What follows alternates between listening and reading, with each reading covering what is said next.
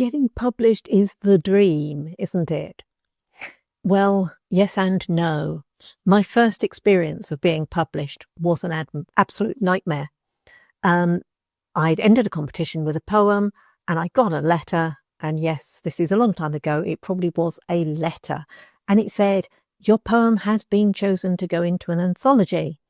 Well, that sounded good to me. And I said, would you like to buy a copy of the anthology? Well, of course I did.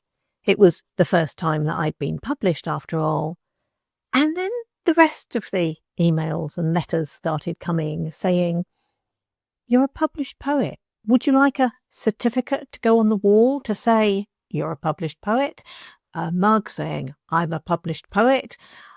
I don't remember. There was a lot of junk anyway. And I managed to resist the temptation of buying any of that junk because by that stage I had read the anthology and realised that it was an absolute scam. It was not a place I wanted my work to be included. It was too late, it was included. But the poems that were in that anthology, they were fairly dreadful.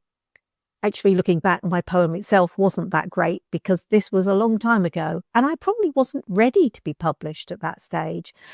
But because I'd been so enthusiastic, so taken in by that word, published, that I'd fallen for it, hook, line and sinker. Now, that's out there.